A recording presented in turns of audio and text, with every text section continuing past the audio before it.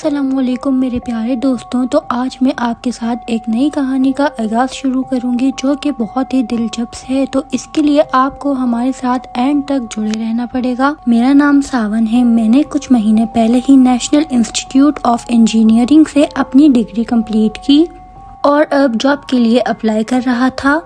एक दिन मुझे मुकेश मिल्स की तरफ से जॉब की ऑफर आई। मैं जॉब की वजह से डिस्परेट था, इसलिए मैंने हाँ कर दी। नॉर्मली मेरी वहाँ दिन में ड्यूटी लगती थी, लेकिन जो बंदा वहाँ नाइट में ड्यूटी कर रहा था उसकी अचानक तबीयत खराब हो गई। उसकी वजह से वो टाइमिंग मुझे असाइन कर दी गई। उस रात वहाँ मेरे अलावा 2 सिक्योरिटी गार्ड्स थे जो सिक्योरिटी रूम से मॉनिटरिंग कर रहे थे। मैं अपने रूम पर बैठकर काम कर रहा था। उसी वक्त रात के 2:30 बज रहे थे। तभी एक सिक्योरिटी गार्ड मेरे पास आया, कहने लगा कि सर, फर्स्ट फ्लोर से एक मशीन से ऑयल निकल रहा है, आप जाके देख लें। और ये कह के वो वहाँ से चला गया। मैं 5 मिनट बाद अपने काम ख़त्म करके फर्स्ट फ्लोर की तरफ जाने लगा कि मुझे रास्ते में वही सिक्योरिटी गार्ड दोबारा मिल गया और कहने लगा, सर आप इतनी रात को ऊपर कहाँ जा रहे हैं? ऊपर के सब फ्लोर्स तो लॉक हैं। मैंने उससे कहा कि अभी तुमने ही तो मुझे बताया था कि ऊपर किसी मशीन से ऑयल निकल रहा है। गार्ड ने मुझे जवाब दिया कि वो तो अपनी सीट से हिला तक नहीं।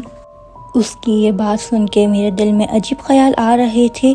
जो कि गार्ड मेरे पास आया था वो कौन था? रात के 3 बजे के करीब मुझे भूख लगने लगी। मैं किचन की तरफ गया। मैंने देखा कि कोई फर्स्ट फ्लोर की तरफ जा रहा है, तो मैंने उसे आवाज़ लगाई, कहा कि ऊपर के फ्लोर्स लॉक हैं, लेकिन उसने मेरी कोई बात नहीं सुनी और वो ऊपर की तरफ चले गई।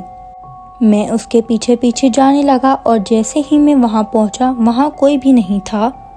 यहाँ तक कि सभी दरवाजे लॉक थे। अब मुझे डर लगने लगा और मैं समझ गया कि कोई गड़बड़ है। मैं वहाँ से फ़ौरन नीचे आ गया और अपने कैबिन में बैठ गया और तभी एक सिक्योरिटी गार्ड मेरे पास मुझे रूम में ले जाने के लिए आया। उसके चेहरे से साफ जाहिर हो रहा था कि वो बहुत डरा हुआ है। उसने मुझसे कहा कि वो मुझे कुछ दिखाना चाहता है और मुझे सिक्योरिटी रूम में ले गया। फिर वहाँ जो मैंने देखा वो देख के मेरा रंग खौफ के मारे सफ़ेद ही पड़ गया था। उस कैमरे की क्लिप में मैंने देखा कि जिस वक्त मैं फर्स्ट फ्लोर पे गया था वहाँ मैं अकेला नहीं था, बल्कि वहाँ एक औरत भी थी जो बिल्कुल मेरे सामने खड़ी मुझे घूर रही थी, यहाँ तक कि मेरे साथ साथ नीचे तक आ गई। इतना सब कुछ होने के बाद मैंने अगले दिन सुबह अपने मैनेजर को रिज़ाइन दे दिया और उसे ये सब मामला बताया। मैं आज भी उस दिन के बारे में सोचता हूँ तो कांपने लग जाता हूँ। आखिर कौन थी वो औरत और क्या बताना चाहती थी?